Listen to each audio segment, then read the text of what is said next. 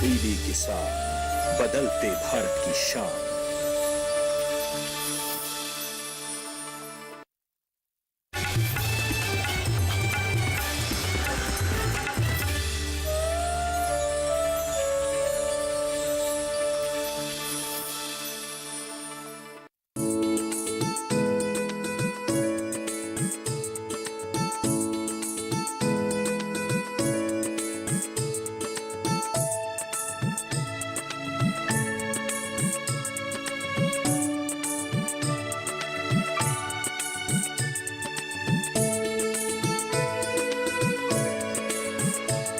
किसान कृषि औषधीय पौधे। किसान दोस्तों नमस्कार। बहुत स्वागत है आपका हमारे इस विशेष कार्यक्रम किसान कृषि औषधीय पौधे। और जैसा कि पृथ्वी हमारे किसान मित्र जानते हैं कि अपने इस विशेष कार्यक्रम में आपके लिए हम लेकर आते हैं अलग अलग औषधीय पौधों के बारे में विस्तार से जानकारी। तो फिर चलिए करते हैं शुरुआत। और पृथ्वी आप हमें ये बताइए कि आज हम अपने मित्रों को कौन से नए औषधीय पौधे के बारे में बता रहे हैं। जी भूमि, आज एक बहुत ही कमाल का औषधीय पौधा है जिसके बारे में हम जिक्र करेंगे, बात करेंगे। उस पौधे का नाम है अश्वगंधा। अद्वितीय गंध और ताकत बढ़ाने की क्षमता रखने वाला है ये पौधा अश्वगंधा। वो तो है ही। हम इसको जीर्णोद्धारक या यूँ कहिएगा कि इंग्लिश में इसको रीजेनरेटर मेडिसिनल प्लांट के नाम से भी जानते हैं। बिल्कुल, महिलाओं के लिए बहुत ज्यादा लाभकारी होता है अश्वगंधा।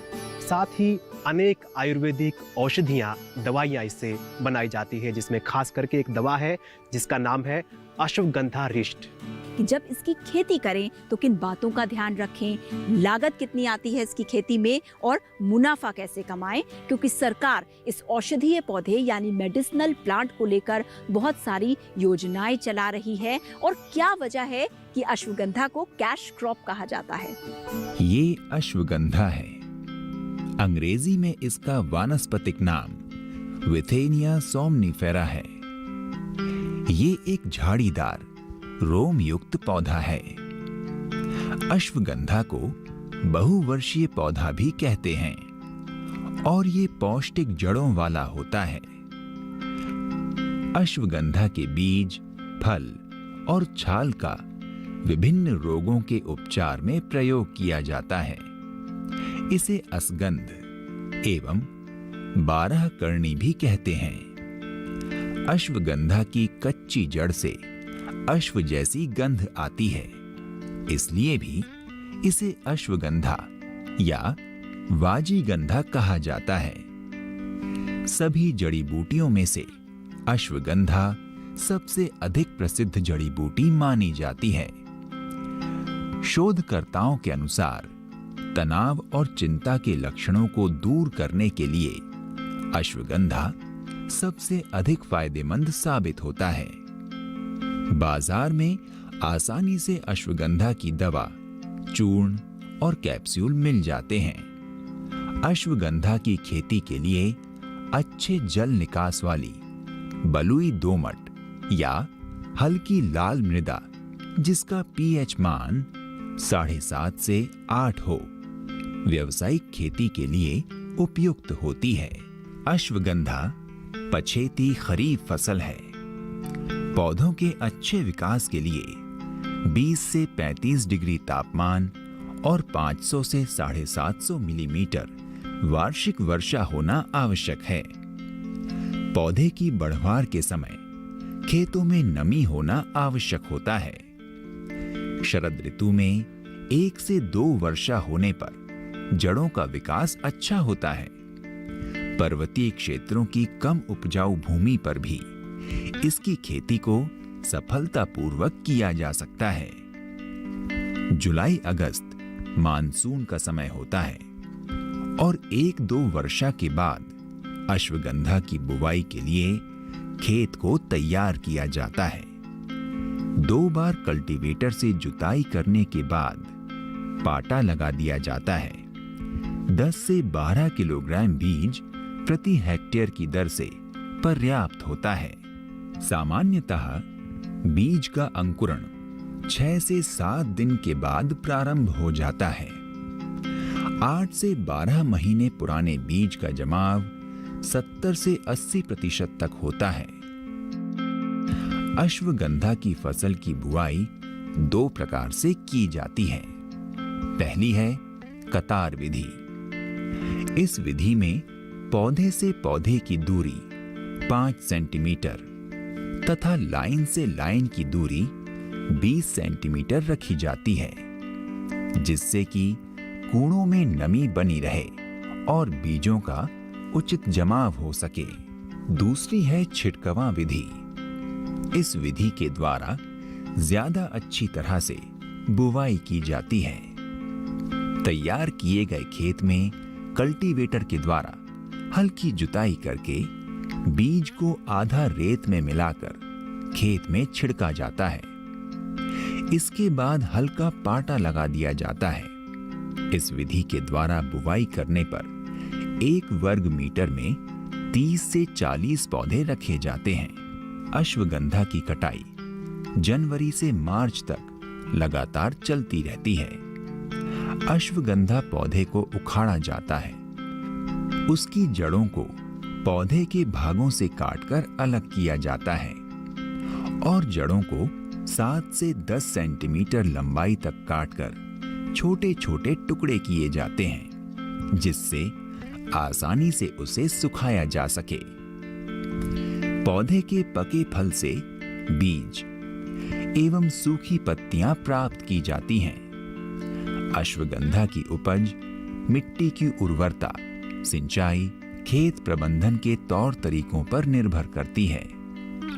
आमतौर पर अश्वगंधा की 600 से 800 किलोग्राम जड़ तथा 50 किलोग्राम बीज प्रति हेक्टेयर प्राप्त होते हैं। अश्वगंधा की खेती में लागत से 3 गुना तक कमाई होती है, इसलिए इसे कैश क्रॉप भी कहा जाता है।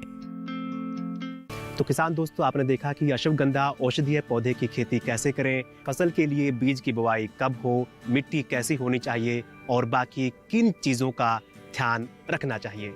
हाँ पृथ्वी, ये बात तो सही आप कह रहे हैं, लेकिन बहुत आवश्यक है कि जो भी बातें हमने आपको बताई या जानकारी दी, उसकी पुष्टि कृषि विशेषज्ञ के माध्यम से भी जरूर हो। अभी हम मिलेंगे हमारे कृषि विशेषज्ञ से, लेकिन पहले ले लेते हैं एक छोटा सा ब्रेक। अश्वगंधा का पहले उखाड़ने के बाद जो जड़ आती है, जड़ के जो 20 सेंटर की जो जड़ रहती है वो अच्छे भाव में बिकती है, तो उसको अलग करना पड़ता है। फिर बारीक बारीक जड़ को फिर अलग करना पड़ता है, वो भी अलग भाव से बिकता है।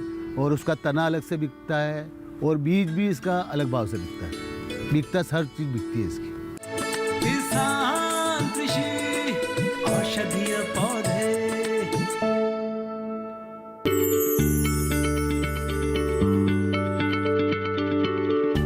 क्या आप किसी बीमारी से परेशान हैं? चाहते हैं डॉक्टर की सलाह? तो हम हैं आपके साथ। बताएंगे आपको जीने की राह। समस्याएं आपकी, समाधान देश के मशहूर विशेषज्ञों के। घर बैठे बात करें देश के जाने माने डॉक्टरों से। हमारे लाइव प्रोग्राम स्वस्थ किसान में हर शनिवार शाम 6 बजे से 7 बजे तक।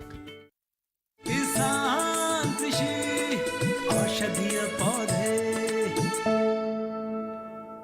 ब्रेक के बाद एक बार फिर से आपका स्वागत है। और ब्रेक में जाने से पहले पृथ्वी और हमने आपसे वादा किया था कि आपकी मुलाकात करवाएंगे अपने कृषि विशेषज्ञ से। क्यों पृथ्वी? जी हाँ भूमि, तो किसान दोस्तों, आज की हमारी कृषि विशेषज्ञ हमारे साथ हैं मैडम मनीषा दुबे जी। मैम, आपका बहुत बहुत स्वागत है। तो हम बात कर रहे हैं अश्वगंधा के बारे में। तो मैडम, सबसे पहला सवाल किसान भाइयों की तरफ से आपसे ये पूछ लेते हैं कि अश्वगंधा की खेती करते समय किन किन बातों का विशेष तौर से ध्यान रखना चाहिए? जी, अश्वगंधा एक औषधीय पौधा है और उसकी खेती ज़्यादातर गर्म प्रदेशों में की जाती है।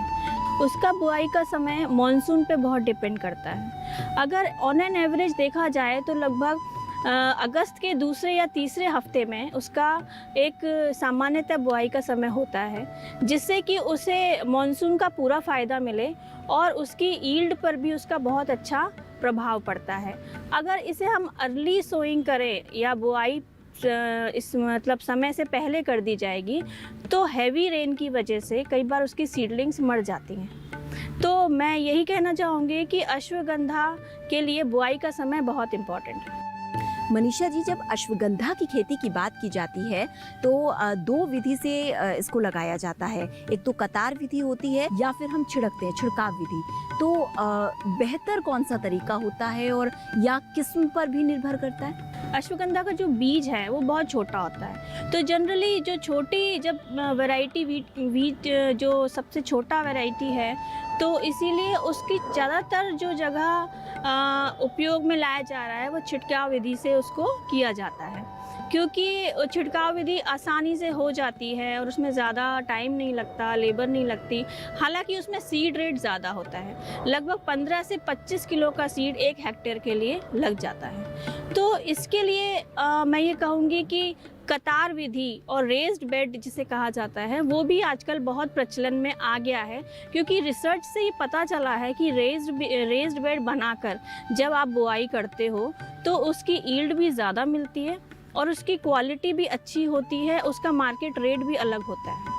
और उसमें जो आफ्टर सोइंग ऑपरेशंस हैं, जैसे वीडिंग करना है, फर्टिलाइज़र देना है, वो भी आसानी से किया जा सकता है, क्योंकि उसमें एक जगह होती है, वहाँ पे आने जाने के लिए एक रास्ता बन जाता है। तो उस वजह से इन दोनों में बेटर अगर मैं कहूँगी तो रेज्ड बेड बनाकर या कतार विधि से जब हम करते हैं तो ज़्यादा आसानी होगी और उसकी ईल्ड अच्छी मिलेगी। अश्वगंधा की खेती के लिए जैविक खाद और रासायनिक खाद दोनों का इस्तेमाल किया जाता है।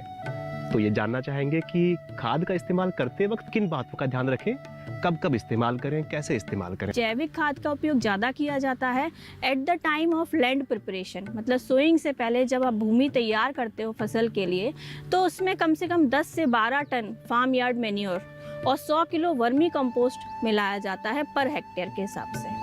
तो उसके बाद जब आप सीड उसमें सोइंग करते हैं, बेड बनाते हैं, तो वो जो होता है आगे वीड्स के कंट्रोल में भी मदद करता है और आगे उसकी ईल्ड में भी बहुत मददगार है।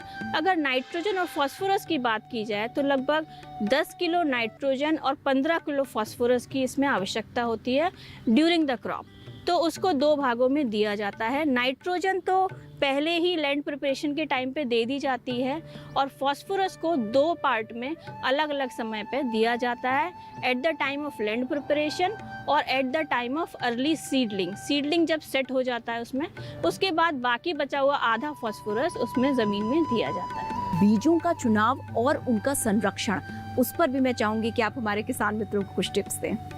बीजों का अगर चुनाव देखा जाए तो सबसे पहले बीज दिखने में कैसा है, सबसे पहली बात आ जाती है कि वो दिखने में एक सा कलर होना चाहिए, उसका रंग एक सा होना चाहिए, उसका स्वरूप एक सा दिखना चाहिए, कोई लंबा छोटा मोटा ऐसा नहीं दिखना चाहिए। तो और ज़रूरी है कि उसमें किसी भी तरह के दूसरे रंग के अगर आपको सीड्स दिखाई दे रहे हैं तो समझिए कि उसमें किसी तरह का इन्फेक्शन है। तो दूसरा आता है मॉइस्चर लेवल। अब हमें एक मॉइस्चर लेवल भी सीड के लिए बहुत ज़्यादा इम्पॉर्टेंट है जब उसकी बात उसके कंजर्वेशन की या संरक्षण की बात आती है। तो उसका मॉइस्चर लेवल बहुत ध्यान रखना चाहिए कि ज़्यादा मॉइस्चर नहीं होना चाहिए।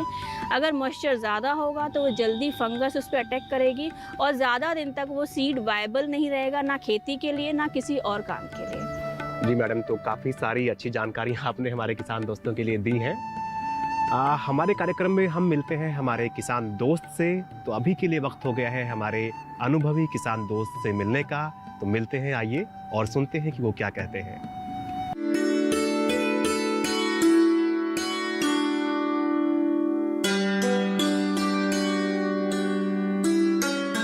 मेरा नाम रतनलाल धाकड़, निवासी अठाना, तहसील जावद, जिला नीमच, MP।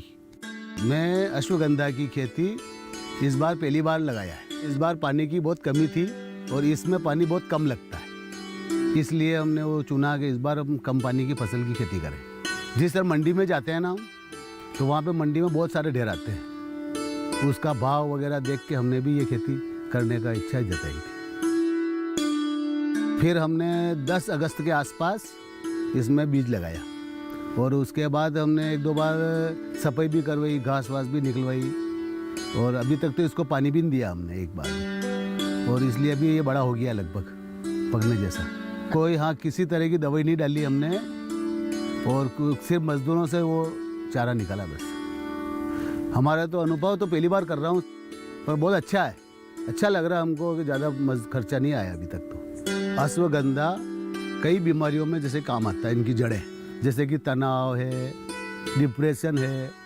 अश्वगंधा की खेती करने के लिए अगर कोई भी खेती करना चाहता है, मैं सब किसानों को राय देता हूँ। और इस बार मेरे साथ साथ कम से कम 10 लोगों ने और मेरे साथ लगाया है हमारे गांव में भी। पहले बार मैंने लगाया, उसके बाद जो मेरे साथ वाले थे सब लोगों ने, करीब 10-12 आदमी ने, उन्होंने भी लगाया थोड़ा थोड़ा करके। अश्वगंधा की खेती को भी तो इसको निकालना पड़ेगा जड़ों ज़मीन से, और इसकी सफाई करेंगे। उसके बाद फिर हमारे पास मंडी है, नीमच औषधि मंडी है, बहुत औषधि, सब तरह की औषधि आती है वहाँ पर, और इसलिए वहाँ मंडी में बेचेंगे। अश्वगंधा का पहले उखाड़ने के बाद जो जड़ आती है, जड़ के जो 20 सेंटर की जो जड़ रहती है वो अच्छे भाव में बिकती है, तो उसको अलग करना पड़ता है। फिर बारीक बारीक जड़ को फिर अलग करना पड़ता है, वो भी अलग भाव से बिकता है। और उसका तना अलग से बिकता है, और बीज भी इसका अलग भाव से बिकता है। बिकता हर चीज़ बिकती है इसकी। अश्वगंधा की खेती को तैयार होने में लगभग 4-4.5 महीने के लगभग लगता है। कम से कम 4 क्विंटल एक बीघा का हो जाएगा। और अभी इसका भाव है लगभग 35,000 रुपये क्विंटल। इसलिए हमने भी सोचा कि चलो थोड़ा बहुत अपन भी लगा के देखें, तो लगभग 7-8 बीघा का बोया है।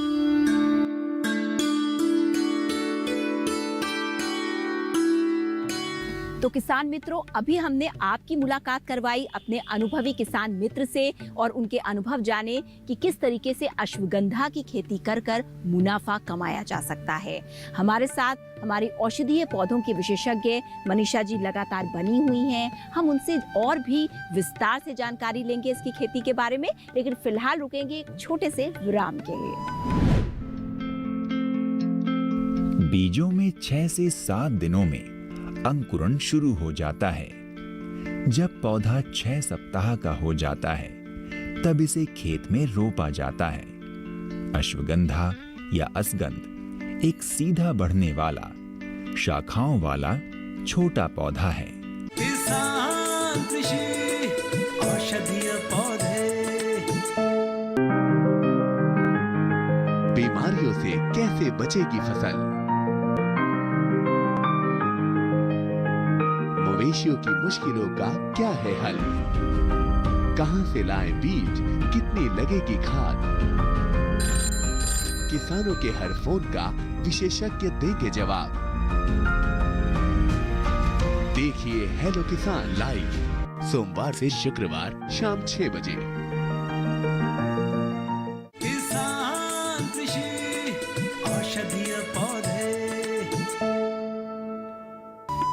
ब्रेक के बाद एक बार फिर से आपका स्वागत है, और आज हम बात कर रहे हैं अश्वगंधा की खेती के बारे में, और विस्तार से हमें जानकारी दे रही हैं हमारे साथ मौजूद औषधीय पौधों की विशेषज्ञ मनीषा दुबे जी। मनीषा जी, एक चीज़ आपसे समझना चाहूँगी कि अश्वगंधा की खेती में उसकी उपज के बाद जब ये जो पूरा प्रोसीजर होता है, इसके बारे में समझाइए कि किन बातों का ध्यान रखना चाहिए उसको संरक्षित करते हुए बाजार तक पहुंचाने में। अगर अश्वगंधा की फसल की बात की जाए तो मेनली उसकी जो जड़ें हैं वो हमारे मार्केट में उसका ज़्यादा यूज़ है। उसके सीड्स भी हमें कंजर्व करने हैं, आगे की खेती उसी से हम करेंगे, और उसकी लीफ भी और उसकी जो फ्रूट्स हैं वो भी कहीं ना कहीं थोड़ा बहुत यूजेस हैं उसके। लेकिन मेन जो हमारा कमर्शियल पार्ट है वो है उसकी जड़ें। तो जब हम जड़ों की बात करते हैं तो उसकी हमें खुदाई करनी है बहुत ही ध्यान से, कि उसकी खुदाई करते समय उसमें कोई भी तरह का कट ना लगे, तो उसकी आपको मार्केट वैल्यू कम मिलती है। उसको 1 या 2 दिन तक सन ड्राई या शेड ड्राई भी कर सकते हैं। उसके बाद उसको 10 से 12 सेंटीमीटर के उसको पीसेस में काटा जाता है, जिससे कि उसके सारे एक से पीस मिले हमको। उसमें जो भी लेटरल रूट्स हैं, मतलब एक हमारी मेन ब्रांच होती है रूट की, उसके साइड में उसकी लेटरल ब्रांचेस होती हैं जो छोटी रूटलेट्स कहते हैं। तो रूटलेट्स को अलग कर दिया जाता है, मेन ब्रांच को फिर उसकी ग्रेडिंग की जाती है, क्योंकि ग्रेड के हिसाब से ही मार्केट में फिर आपको उसकी वैल्यू मिलती है कि वो कितनी मोटाई है, कितनी लंबाई है। तो जब आप उसको 10 से 12 सेंटीमीटर के एक से पीसेस में काट लेंगे, उसके बाद सुखाने के बाद 10 से 12% उसका जो वेट है वो कम हो जाता है, उसका वॉल्यूम भी कम हो जाता है। उस वजह से क्या होगा, आपको ट्रांसपोर्टेशन में भी कम जगह लेगा, आपकी पैकिंग में भी वो कम जगह लेगा, और मॉइस्चर लेवल कम होने की वजह से वो थोड़े ज़्यादा दिनों तक मार्केट ले जाने लाने का जो समय है उसका बढ़ जाता है। उसमें मतलब मॉइस्चर कंटेंट कम है, इस वजह से फंगल इन्फेक्शन है, किसी तरह का इन्फेक्शन होने के चांसेस भी कम हो जाते हैं। तो इसी वजह से हम कहेंगे कि उसकी ग्रेडिंग करना बहुत ज़रूरी है। और इसी के साथ कार्यक्रम को आगे बढ़ाते हैं और आपको अश्वगंधा की खेती से जुड़ी हुई कुछ और जानकारियां भी देते हैं। किसान दोस्तों, अश्वगंधा के लिए जब नर्सरी बनाते हैं तो नर्सरी को सतह से 5 से 6 इंच ऊपर उठाकर बनाते हैं, जिससे कि नर्सरी में जल भराव की समस्या उत्पन्न न हो। जैविक विधि से नर्सरी को उपचारित करने के लिए गौमूत्र और गोबर की खाद का प्रयोग करना चाहिए, जिससे कि बीजों का अंकुरण अच्छा हो। बीजों में 6 से 7 दिनों में अंकुरण शुरू हो जाता है। जब पौधा 6 सप्ताह का हो जाता है तब इसे खेत में रोपा जाता है। अश्वगंधा या असगंध एक सीधा बढ़ने वाला, शाखाओं वाला छोटा पौधा है, जिसकी सामान्य लंबाई 1.4 से 1.5 मीटर तक होती है। किसान दोस्तों, आपकी जानकारी के लिए बता दें कि अश्वगंधा की उन्नतिशील प्रजातियों में पोषिता, जवाहर असगंध 20, WS 20, WS 134 प्रमुख रूप से आते हैं। ऑर्गेनिक तरीके से अश्वगंधा की खेती की बात कह रहे हैं। दरअसल अश्वगंधा मेडिसिनल प्लांट है। इससे जीवन रक्षक दवाइयां बनती हैं और इसलिए अश्वगंधा की गुणवत्ता को बनाए रखना जरूरी होता है। खेत में नमी की कम मात्रा होने पर सिंचाई करना अनिवार्य हो जाता है। जल भराव की समस्या होने पर जड़ों का विकास ठीक प्रकार से नहीं हो पाता, इसलिए खेत में जल निकास की व्यवस्था ठीक प्रकार से कर लेनी चाहिए। किसान दोस्तों, अश्वगंधा की फसल अप्रैल मई में 240 से 250 दिन में खुदाई के योग्य हो जाती है। खेत में कुछ स्थानों से पौधों को उखाड़कर उनकी जड़ों को तोड़कर देखना चाहिए।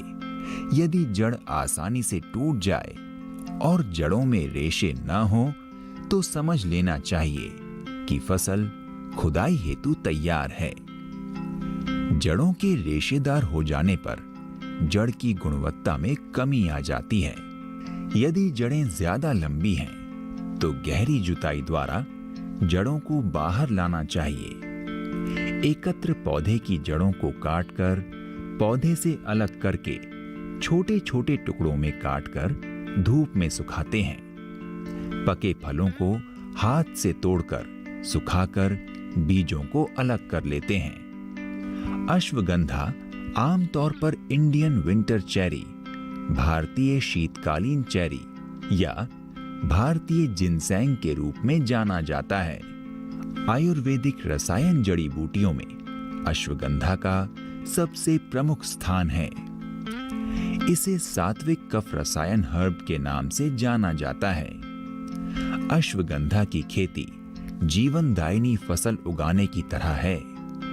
मुनाफे के साथ मानव सेवा भी इससे जुड़ी हुई है। जी हाँ किसान दोस्तों, अश्वगंधा से मानव जीवन की भलाई तो है ही, लेकिन साथ में लागत से 3 गुना ज्यादा कमाई इसमें है। जब बात अश्वगंधा की करते हैं तो इसका अपना एक अलग बड़ा बाजार है।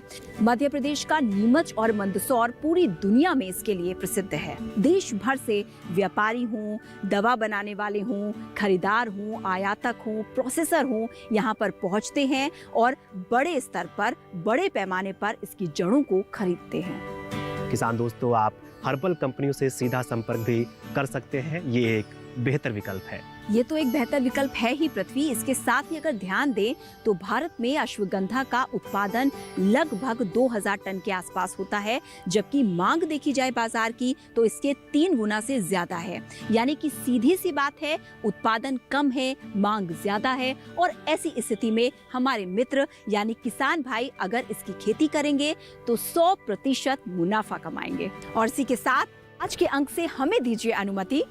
जी हाँ, अगली कड़ी में आपसे फिर होगी मुलाकात। तब तक के लिए नमस्कार। और आज जिस औषधीय पौधे की खेती के बारे में हम अपने किसान मित्रों को बताने जा रहे हैं उसका नाम है सतावर। सतावर एक औषधीय गुणों वाला पौधा है। ये भारत, श्रीलंका तथा पूरे हिमालयी क्षेत्र में उगता है। सतावर में कई शाखाएं होती हैं। ये कांटेदार लता के रूप में 1 मीटर से 2 मीटर तक लंबा होता है। इसकी जड़ें गुच्छों के रूप में होती हैं। सतावर की खेती शुरू करने के लिए सतावर की नर्सरी तैयार करते हैं।